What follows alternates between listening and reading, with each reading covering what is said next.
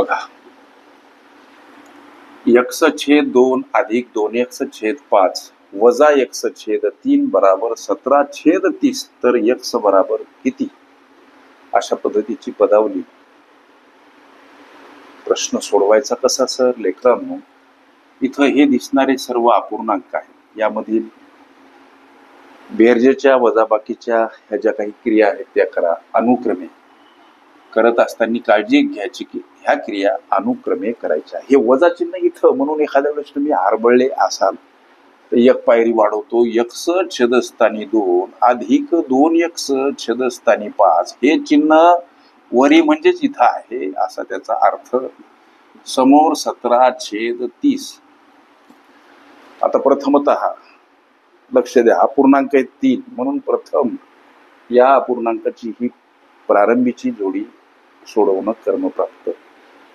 इथं छेद विभिन्न छेद समान करून अपूर्णांकाची बेरीज केल्या जाते सर.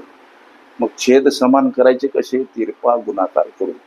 म्हणजे 5x 5चा गुणाकार x सोबत, 2चा या 2x सोबत, बेदोनी 4x छेदस्थानी छेदाचा गुणाकार 5 दोन्ही 10. आता हे वजा चिन्ह समोर x छेद 3 आता हे समोर मांडा यांचं हे मूल्य. आता अंशातील ही बेरीज 9x छेदस्थानी 10 वजा x छेद 3 17 छेद 30. परत हे दोन अपूर्णांक आणि यांच्यामध्ये वजाबाकी. छेद विभिन्न असताना वजाबाकी छेद समान करून कसे करायचे? छेद समान तर तिरप्या गुणाकाराने. लक्ष द्या, 3 9 27x वजा 10 गुणिला x 10x छेदस्थानी छेदाचा गुणाकार 10 30 17 छेदस्थानी 30. आता अंशातील ही वजाबाकी 17x छेदस्थानी 30 बराबर 17 छेद 30. लक्षात घ्या, या x ला एकटं करा आणि हा अपूर्णांक तिकडं पाठवा. म्हणजे हा अपूर्णांक तिकडं पाठवायचा x सोबत गुणिला असलेला, तर तो गुणाकारव्य स्वरूपात मांडा. हा गणितीय दंडक लक्षात घ्या.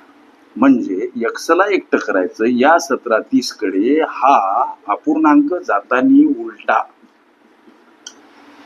गुणाकार व्यस्त स्वरूपात मांडा. म्हणजे इथं 30 ला 30 कटले, 17 ला 17 कटले, मात्र तसे नाहीत कटले तर 1 न भाग गेला. x मूल्य किती हा प्रश्न, त्याचं उत्तर लेकरांनो 1.